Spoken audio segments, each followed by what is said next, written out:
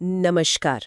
आज हम एक बहुत ही दिलचस्प किताब द साइकोलॉजी ऑफ मनी जो मॉर्गन हॉसल ने लिखी है उसके एक रिव्यू पर थोड़ा गहराई से बात करने वाले हैं।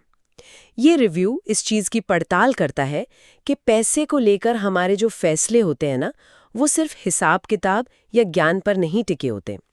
हमारी भावनाएं, हमारा बर्ताव, ये सब कितना असर डालता है। हमारे पास एक काफ़ी अच्छा प्रोफेशनल बुक रिव्यू है जो इस किताब के जो सबसे ज़रूरी आप कह सकती हैं सार हैं उनको सामने रखता है।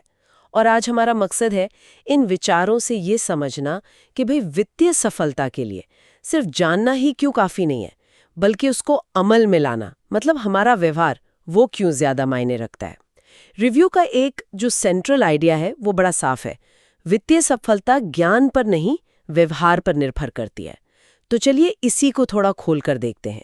अच्छा, रिव्यू की पहली जो मुझे बड़ी इंटरेस्टिंग बात लगी वो ये कि अमीर दिखना और असल में अमीर होना, ये दो बिल्कुल बिल्कुल अलग चीज़ है। हाँ, ये बहुत जरूरी पॉइंट है। असली दौलत वो महंगी कारें या बड़े घर नहीं है, बल्कि वो पैसा है जो नजर नहीं आता, मतलब बैंक बैलेंस, निवेश जो खर्च नहीं हुआ। बिल्कुल सही। रिव्यू इसी को कहता है अदृश्य संपत्ति। ये वो इनकम है जिसे आपने खर्च करने से रोक लिया, और ये हमें बाहरी दिखावे के बजाय असल जो वित्तीय सुरक्षा है उस पर ध्यान देने को कहता है, जो अक्सर हम देख नहीं पाते। ये तो बस अनुशासन की बात है। बिल्कुल। और अनुशासन की बात निकली है तो रिव्यू कंपाउंडिंग, मतलब चक्रवृद्धि ब्याज की जो ताकत है उस पर भी काफी जोर देता है। छोटी छोटी बचतें और निवेश अगर लंबे समय तक छोड़ दिए जाएं तो कमाल के नतीजे दे सकते हैं। रिव्यू तो यहां तक कहता है धैर्य ही धन सृजन का सबसे बड़ा मंत्र है। पर भाई धैर्य रखना आसान तो नहीं है। सही कहा। और यहीं पर देखिए, व्यवहार वाला एंगल और गहरा हो जाता है। धैर्य रखना, खासकर जब बाजार ऊपर नीचे हो रहा हो, इमोशनली बहुत मुश्किल हो सकता है। लेकिन जैसा रिव्यू इशारा कर रहा है, लंबे समय में वेल्थ बनाने के लिए ये जो भावनात्मक स्थिरता है ना, ये जरूरी है। ये सिर्फ इंतजार करना नहीं है, बल्कि मुश्किल वक्त में टिके रहने की हिम्मत है। और व्यवहार की इसी कड़ी में रिव्यू एक और अहम बात सामने लाता है, वो है भाग्य और जोखिम का रोल। ये मान लेना कि हर सक्सेस सिर्फ मेहनत और सही फैसलों से मिलती है, या हर फेलियर सिर्फ आलस या गलत फैसलों से, ये शायद पूरी तरह सच नहीं है। सबकी अपनी कहानी है, बाहरी चीजों का भी तो हाथ होता है। बिल्कुल। अगर हम इसे थोड़ा बड़े पर्सपेक्टिव से देखें तो मतलब ये निकलता है कि हमें दूसरों की सक्सेस या फेलियर से अपनी तुलना करने के बजाय उन चीजों पर फोकस करना चाहिए जिन्हें हम कंट्रोल कर सकते हैं, जैसे कि हमारी बचत की आदतें, हमारा निवेश का तरीका और बाजार के उतार चढ़ाव पर हमारे इमोशनल रिएक्शंस। हम भाग्य को तो कंट्रोल नहीं कर सकते, पर अपने व्यवहार को तो साध सकते हैं ना। हाँ, ये बात सोचने वाली है।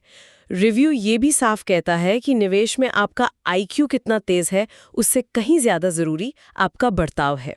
हो सकता है किताबी ज्ञान से आप मुश्किल फाइनेंशियल मॉडल समझ जाएं, पर असली परीक्षा तो तब होती है जब डर या लालच हावी होने लगता है। हाँ, और रिव्यू सिर्फ इमोशंस को कंट्रोल करने की बात नहीं कर रहा, बल्कि ये भी बताता है कि कैसे को जाने पहचाने कॉग्निटिव बायस, जैसे कि ओवर कॉन्फिडेंस बायस, वो सबसे समझदार निवेशकों से भी महंगी गलतियां करवा सकते हैं। तो यहाँ स्मार्ट होने से ज्यादा जरूरी है कि आप अपनी लिमिट समझें और इमोशंस को काबू में रखें। अच्छा, आखिर में रिव्यू बचत को देखने का एक बड़ा ही पावरफुल तरीका बताता है।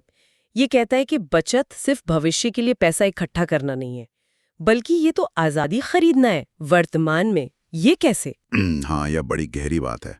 रिव्यू इस सिंपल से आइडिया को एक अलग ही लेवल पर ले जाता है।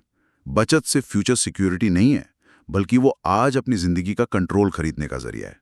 सोचिए, जब आपके पास बचत होती है तो आप पर प्रेशर कम होता है। आपको शायद वो नौकरी ना करनी पड़े जो आपको पसंद नहीं, या बाजार गिरने पर आप घबराकर अपना निवेश बेचने पर मजबूर ना हो। हर बचाया हुआ रुपया आपको उन चीजों को ना कहने की ताकत देता है जो आप नहीं करना चाहते। ये जो फाइनेंशियल फ्रीडम है, ये सिर्फ अमीर होने के बारे में नहीं है, ये अपने टाइम और अपने फैसलों पर कंट्रोल पाने के बारे में है। निचोड़ निकाले तो क्या सीखा? सबसे बड़ी बात तो यही समझ आती है कि पैसा कमाना और उसे संभालना ये दो अलग अलग स्किल्स हैं। और दूसरा वाला जो है वो ज्यादातर हमारे व्यवहार पर निर्भर करता है। अनुशासन, धैर्य, अपने ईगो पर काबू और लंबी अवधि की सोच। ये मुश्किल फॉर्मूलों का खेल कम है और साइकोलॉजी का ज्यादा। रिव्यू ये भी जोर देता है कि ये किताब और इसके जो सबक है वो सबके लिए जरूरी है, स्टूडेंट्स हो या प्रोफेशनल्स, खासकर आज के माहौल में जहां फाइनेंशियल डिसिप्लिन और धैर्य शायद पहले से भी ज्यादा जरूरी हो गए हैं। और ये सब सोचकर एक जरूरी सवाल मन में आता है, अगर रिव्यू सही है कि व्यवहार ज्ञान से ज्यादा मायने रखता है, तो हमें अपनी जो वित्तीय आदतें हैं उन पर थोड़ा गहराई से सोचना चाहिए। कौन सी ऐसी आदतें हैं जो गहरी जड़ें जमा चुकी हैं, शायद हमें पता भी ना हो, जो हमारे फाइनेंशियल नॉलेज के लेवल के बावजूद हमारी आर्थिक भलाई में या तो मदद कर रही हैं या फिर शायद अनजाने में ही रुकावट डाल रही हैं। इस पर सोचना शायद काफी काम का हो सकता है।